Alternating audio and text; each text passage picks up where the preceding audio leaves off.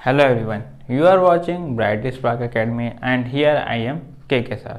So आज हम लोग पढ़ेंगे चैप्टर नंबर 2 फिजिक्स का, जो कि है force and law of motion. तो सबसे पहले देखेंगे फोर्स क्या होता है, फिर उसके लॉस देखेंगे कौन कौन से लॉस देखे गए हैं। ये न्यूटन पापा देखे गए थे पूरे लॉस, ठीक है। तो इस चैप्टर पे सबसे पहले अपन देखेंगे फोर्स क्या होता है, ठीक है। फोर्स क्या होता है ये पहले देखेंगे, फिर इसके बेसिस पे न्यूटन्स के लॉ देखेंगे। न्यूटन के टोटल 3 लॉ है, ठीक है। उसको ऐसे इट इज वैसा का वैसा पढ़ेंगे, फिर इसका एप्लीकेशन पार्ट पढ़ेंगे।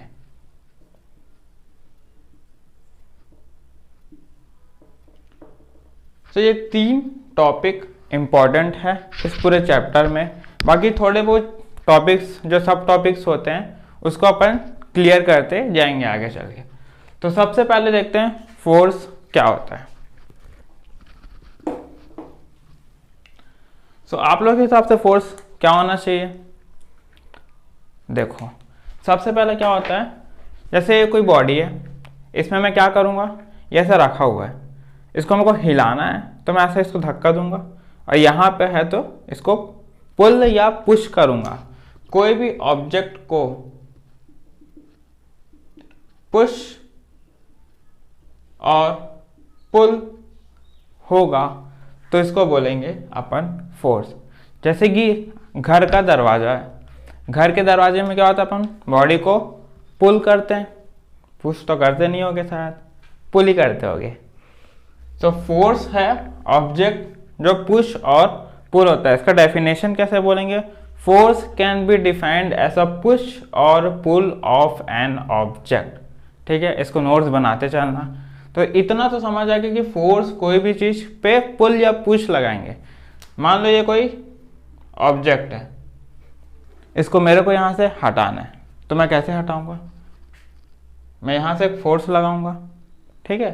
ऐसा करके फोर्स लगाऊंगा, तो इधर फोर्स लगाऊंगा तो क्या होगा, पुश किया तो ये यहां से हट के यहां जाएगा, यानी पहले पोजीशन ए में था फिर पोजीशन बी में चला जाएगा।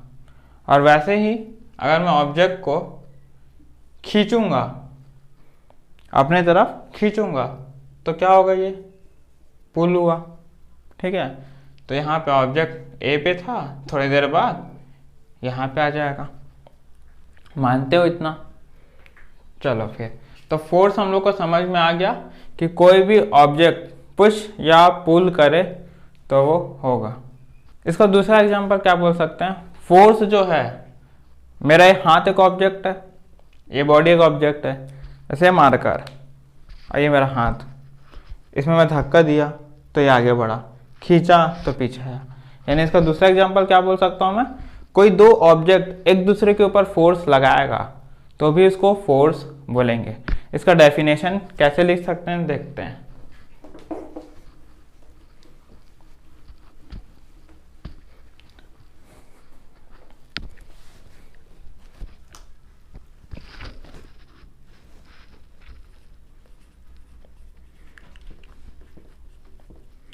It can be defined as a push or pull of an object। पहला डेफिनेशन ये होगा, ठीक है।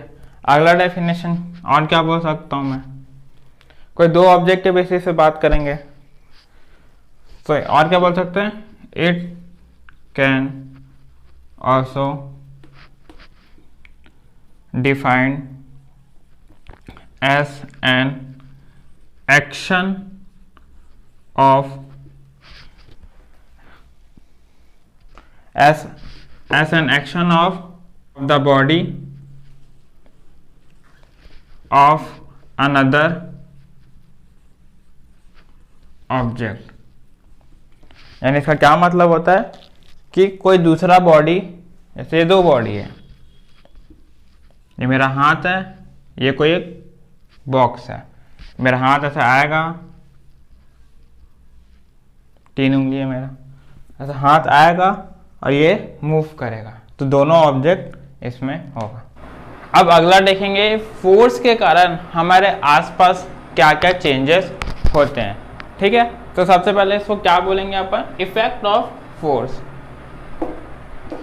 इफेक्ट ऑफ फोर्स, तो क्या क्या इफेक्ट होते हैं आप लोग सोचो। इफेक्ट ऑफ फोर्स, कैसा फोर्स हमारे ऊपर इफेक्ट होगा। एक काम करना, घर में जाना, अपने भाई को 2 झापड़ मार देना, पता चल जाएगा क्या इफेक्ट आता है इसका। ठीक है, दूसरा एग्जांपल सबसे पहले देखते हैं। कोई बॉडी एट रेस्ट पे है, ठीक है, बॉडी रेस्ट पे है, इसको अगर मेरे को मोशन में लाना है तो मैं क्या करूँगा, धक्का मारूंगा बॉडी को। तो यहाँ पे कोई बॉडी एक रेस्ट पे है, उसको मोशन में लाना है तो मेरे को एक फोर्स अप्लाई करना पड़ेगा। इसका दूसरा एग्जांपल, बॉल एट रेस्ट है, बैट लाना, इस बॉल को मार देना, बॉल मूव करना चालू हो जाएगा। तो ये क्या हुआ, रेस्ट से मोशन में आ गया, फोर्स का पहला एग्जांपल जो इफेक्ट होता है। अगला, मेरे को मोशन से रेस्ट पे लाना है, तो इसका एग्जांपल क्या होगा, क्या होगा जल्दी बताओ। देखो, जो गोलकीपर होता है वो क्या करता है, बॉल को रोकता है। तो मोशन से बॉडी आती है, ठीक है, मोशन से यानी बॉल हमारे पास आता है, हम उसको पकड़ लेते हैं, हम नहीं, आप पकड़ लेते होगे। तो ये गोलकीपर मोशन से उस बॉल को रेस्ट पे ले आता है। तो ये 2 इफेक्ट कॉमन है, यही पूरे आसपास यूज होगा। ठीक है, और एक और, अगर डायरेक्शन चेंज होता है तो, ऐसा कोई बॉडी है, मैं फोर्स लगा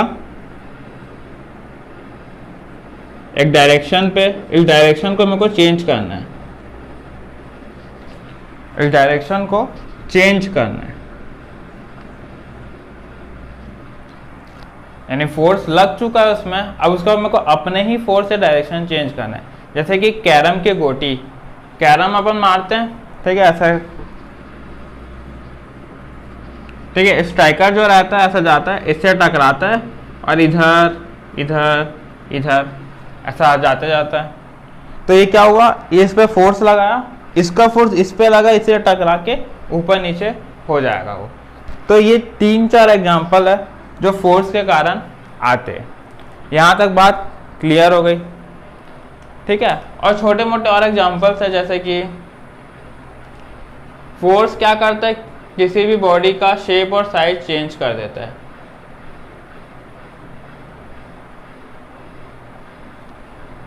जैसे कि वो स्पंज बॉल जो आता है ना, वो क्या होता है, वो बॉल इतना बड़ा रहता है, अपन दबाते हैं तो छोटा हो जाता है। रबड़, ठीक है, हेयर बैंड जो आता है, ऐसा करके उसको खींचते हैं फिर वापस छोटा हो जाता है। वो क्या, क्यों हो रहा है ये सभी चीज़ें, क्योंकि अपन एक फोर्स लगा रहे हैं। वो फोर्स के कारण वो बॉल अपना शेप भी चेंज कर दे रहा है और साइज भी चेंज कर दे रहा है। तो ये इफेक्ट ऑफ फोर्स थे इतने सारे। यहाँ तक बात क्लियर हो गई। नेक्स्ट है हमारा टाइप ऑफ फोर्स। तो क्या क्या टाइप के फोर्स हो सकते हैं, हम लोग अभी सिर्फ 2 टाइप का फोर्स पढ़ेंगे, और जो 11th में जाके बच्चे आगे जो फिजिक्स लेंगे यानी मैथ्स या बायो लेंगे, उसमें क्या होगा, अलग अलग टाइप के फोर्स है। अभी 9th में सिर्फ 2 टाइप का फोर्स है। पहला है बैलेंस फोर्स और दूसरा है अनबैलेंस फोर्स। सो बैलेंस और अनबैलेंस फोर्स क्या होता है, बैलेंस मतलब जो बैलेंस होगा, अनबैलेंस मतलब जो बैलेंस नहीं होगा, ऐसे ही कुछ होता है। चलो देखते हैं बैलेंस फोर्स का मतलब क्या होता है।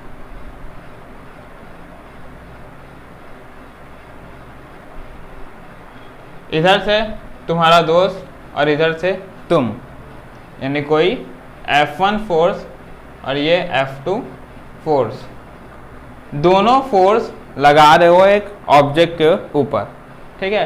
यानी यहाँ से क्या हुआ, इधर से मैं धक्का लगाया, इधर से तुम धक्का लगा रहे हो, दोनों हम लोग बराबर फोर्स लगा रहे हैं, वो बॉडी मूव होगी क्या? नहीं होगी, नहीं होगी बॉडी मूव। जैसे कि ये बोर्ड है, इस बोर्ड में धक्का लगा रहा हूँ, नहीं, जब तक ये जो बॉडी है उससे ज़्यादा फोर्स मैं नहीं लगाऊंगा, यानी ये जो फोर्स मैं लगा रहा हूँ ये जब तक ज़्यादा नहीं होगा तब तक ये दीवार को मैं तोड़ नहीं सकता अपने हाथों से, लेकिन क्रेन आएगा तो तोड़ के चला जाएगा। तो ये वही वाली चीज़ है, यहाँ पे फोर्स लगाया मैं ऐसे करके और उतना ही फोर्स इस तरफ से लगाया, यानी F1 force equals to F2 force. दोनों फोर्स जब बराबर होगा तो उसको बोलेंगे बैलेंस फोर्स। यहाँ क्लियर हो गई बात। अब अगला है अनबैलेंस फोर्स। अनबैलेंस फोर्स में क्या होगा,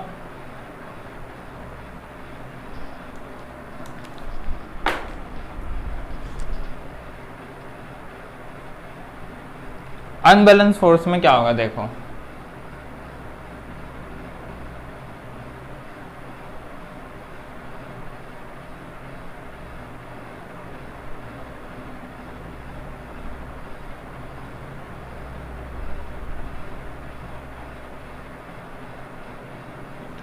यहाँ पे तुम बैठे हो, यहाँ पे तुम्हारा भाई बैठा है, ये खाने का प्लेट है, ठीक है, इसमें समोसा रखा हुआ है और वो समोसा रस्सी से बंधा हुआ है, वो जो प्लेट है।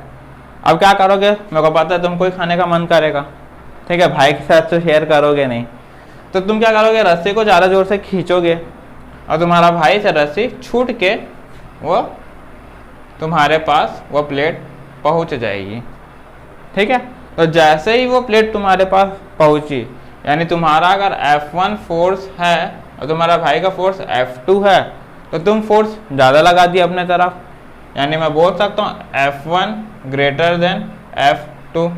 दोनों फोर्स बराबर नहीं थे, इसलिए अनबैलेंस फोर्स बोलेंगे। पूरा चैप्टर इसी दो बेसिस पे काम करेगा, न्यूटन्स के लॉ भी इसी दो के बेसिस पे काम होगी।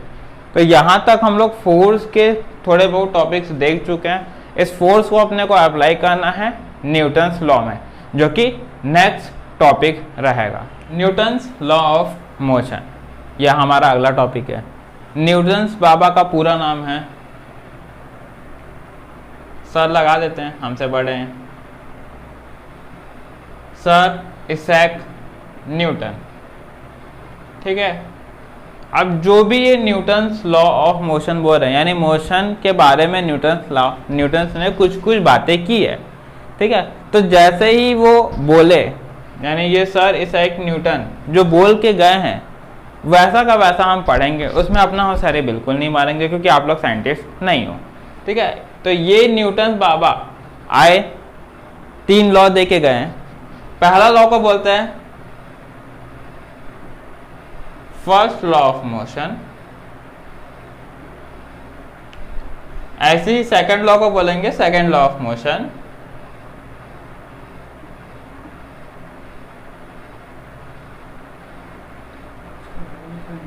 और वैसे ही बोलेंगे थर्ड लॉ ऑफ मोशन। ये लॉ ऑफ मोशन के नाम ही है, मतलब फर्स्ट है तो फर्स्ट, ऐसा कुछ नहीं है।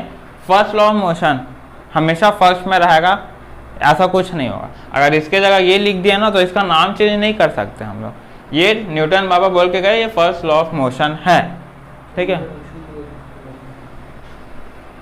तो देखो हमको ना सबसे पहले third law of motion upon real life में बहुत जगह देखे हैं।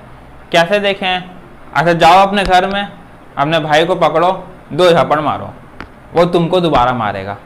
क्या हुआ इसमें? तुम जो फोर्स लगाए सामने वाले के ऊपर वही फोर्स है, उससे ज़्यादा फोर्स है तुमको लगेगा। मानते हो? ठीक है।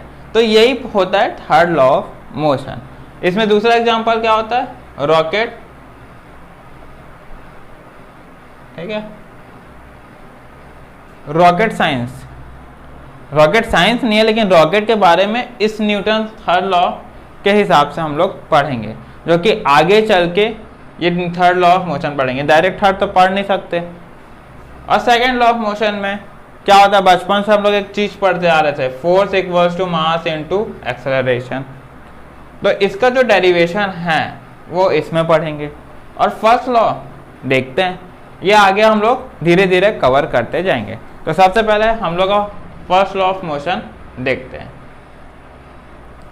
The Newton Baba first law of motion क्या बोलता है, कोई भी जो ऑब्जेक्ट है, जैसे मान लो ये कोई ऑब्जेक्ट है, ये रेस्ट पे ही रहेगा हमेशा, अपने आप ये चेंज नहीं होगा। यानी अगर मैं यहाँ पे खड़ा हूँ, जब तक मैं ना चाहूँ तब तक मैं हिलूँ ना, तो जो ऑब्जेक्ट रेस्ट पे है वो जिंदगी भर रेस्ट पे रहेगा, जो मोशन पे है वो जिंदगी भर मोशन पे ही रहेगा, जब तक हम कोई दूसरा फोर्स अप्लाई नहीं करते। जैसे ये ऑब्जेक्ट है वो रेस्ट पे, अगर मैं इसमें फोर्स अप्लाई करूँगा तो ये मोशन में आएगा, अगर फोर्स अप्लाई नहीं किया तो मोशन में नहीं आएगा। तो फर्स्ट लॉ ऑफ मोशन क्या बोलता है देखते हैं। मैं लिख के दे रहा हूँ, एज इट इज वैसा का वैसा नोट्स में या एग्जाम में लिखेंगे, क्योंकि ये चेंज नहीं हो सकता। ठीक है, चलो देखते हैं। A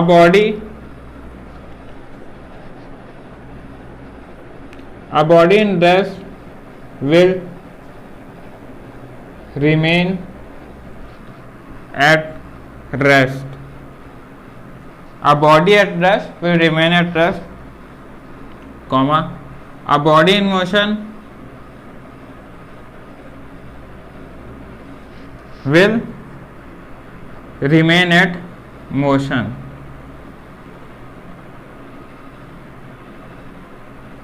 Until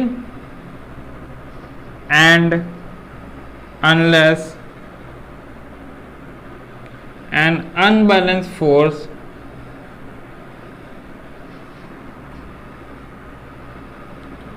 is applied on it. बात समझ गए क्या बोल रहा है? A body in rest will remain in rest, a body in motion will remain at motion. यानी हम जब तक मोशन पे, जब तक हम ब्रेक नहीं लगाते, यानी अगर गाड़ी चला रहे हैं और हम लोग एक्सीलरेशन देके छोड़ दें तो बॉडी अपने आप रुक नहीं सकती जब तक कोई बाहर से फोर्स या हम खुद एक फोर्स अप्लाई नहीं करेंगे। ये कॉमन सेंस है, ये हर किसी को पता था, लेकिन न्यूटन बाबा ने उस चीज़ को देखा और वो अपने नाम पे करवा लिया और आप लोग देखते रह गए। ठीक है, तो ये मैं भी नहीं करवाया अपने नाम पे, क्योंकि न्यूटन बाबा करवा चुके थे, आगे चल के अपने नाम पे करवाने की कोशिश करेंगे हम लोग। तो ये होता है न्यूटन का फर्स्ट लॉ। अब इसी लॉ को बोलते हैं हम लोग, ये फर्स्ट लॉ होता है, ये दो पार्ट में डिवाइड है। A body at rest will remain at rest until and unless an unbalanced force is applied। यानी अगर मैं यहाँ से पकड़ के यहाँ तक लिखूँ और उसके बाद यहाँ से यहाँ तक लिखूँ, यानी दो अलग अलग पार्ट में करूँ, तो क्या होगा, ये दो पार्ट में डिवाइड हो जाएगा। ठीक है, देखो, a body in rest will remain at rest until and unless an unbalanced force is applied on it। तो ये पहला पार्ट हो जाएगा। दूसरे पार्ट में क्या करेंगे, a body in motion will remain at motion until and unless an unbalanced force is applied on it। यहाँ तक बात क्लियर हो गई। तो ये फर्स्ट लॉ ऑफ मोशन है, इसी को बोलते हैं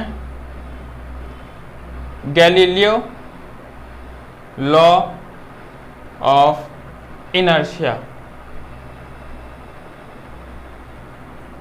Galileo law of inertia, inertia का मतलब होता है कोई भी बॉडी ना रेस्ट पे आ सकती है ना मोशन पे आ सकती है। यानी जो इतना बड़ा डेफिनेशन जो है ना, इसको एक ही पॉइंट में बोल सकता हूँ मैं, इनर्शिया।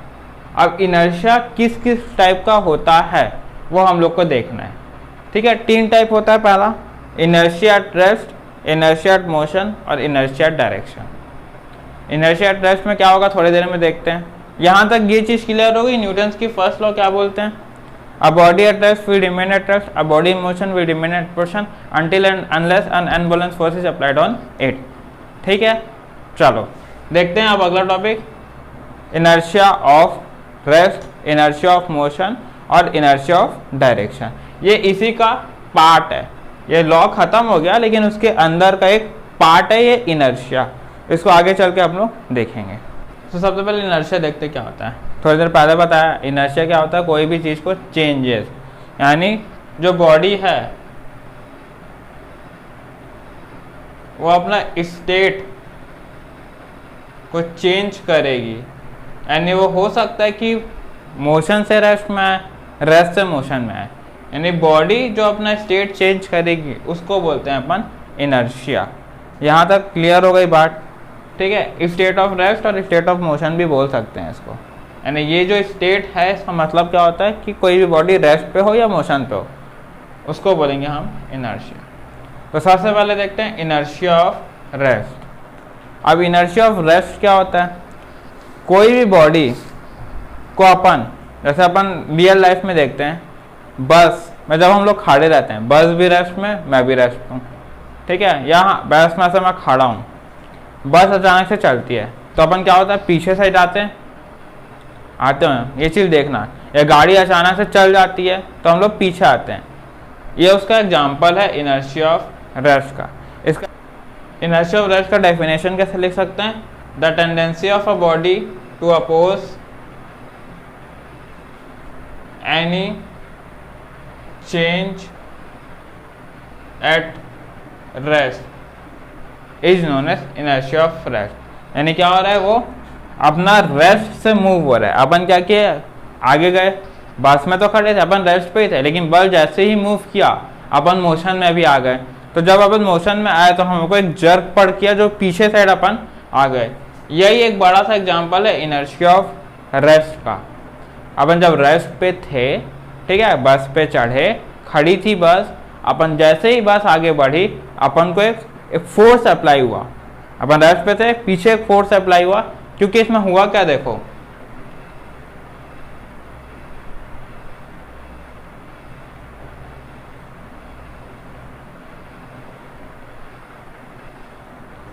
दोनों रेस्ट पे थे।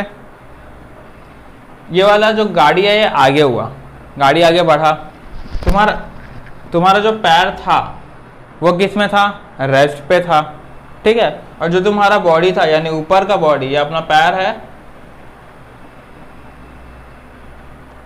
तो ये वाला जो हिस्सा था वो किस में था, रेस्ट पे।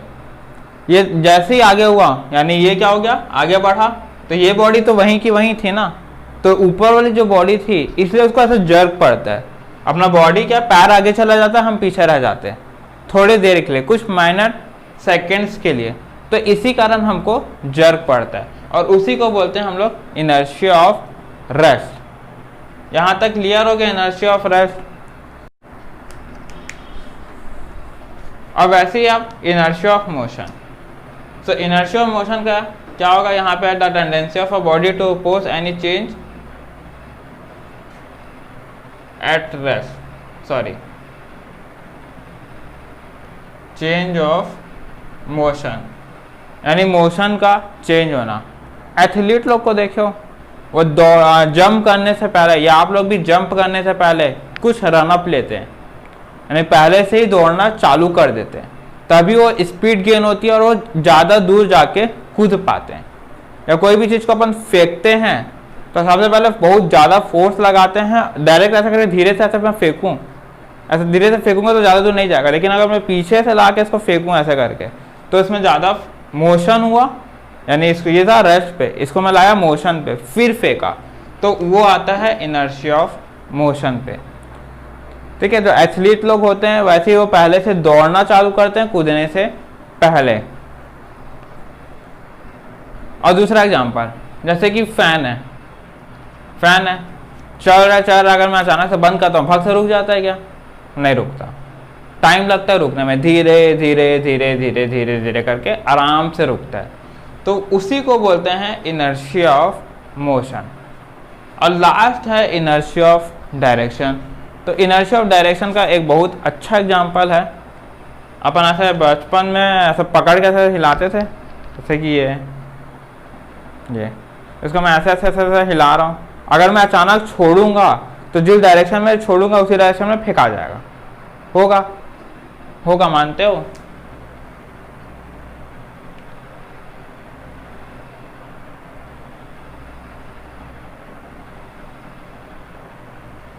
जैसे ये है, इसको मैं ऐसे ऐसे घुमा रहा हूँ, यहाँ पे मैं छोड़ा, यहाँ पे मैं छोड़ दिया, तो ये ऐसे जाके इधर चला जाएगा, क्योंकि ये डायरेक्शन पे डिपेंड है। छोड़ा जहाँ पे मैं मूव किया, जैसे ही फेंकाया वो उधर ही साइड चला जाएगा, तो ये होता है इनर्शिया ऑफ डायरेक्शन। इसका एग्जाम्पल डेफिनेशन क्या होगा? The tendency of a body to oppose any change of direction, यानी जो डायरेक्शन को चेंज कर दे। अब हमारे हिसाब से तो अगर मैं यहाँ पे छोड़ता तो ये बॉडी ऐसी मूव होनी चाहिए थी, गोल गोल गोल गोल मूव नहीं हो पा रही है। क्या हुई? जहाँ पे मैं छोड़ा उस तरफ जाके वो उधर ही चले गई।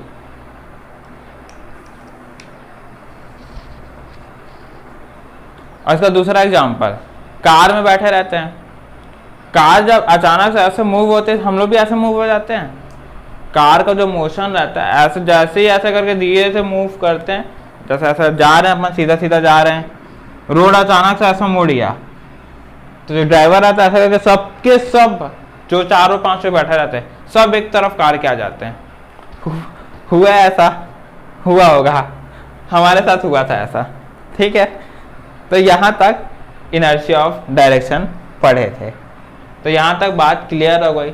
अब जो आगे के दो टॉपिक्स थे, Newton second law of motion और Newton third law of motion, ये हम लोग नेक्स्ट वीडियो पे पढ़ेंगे, वो जो कि पार्ट 2 रहेगा। पार्ट 1 इतना कंप्लीट हो गया है, ठीक है। सो थैंक यू, और अगर ये वीडियो अच्छा लगे तो दूसरों को शेयर कर दो, ठीक है।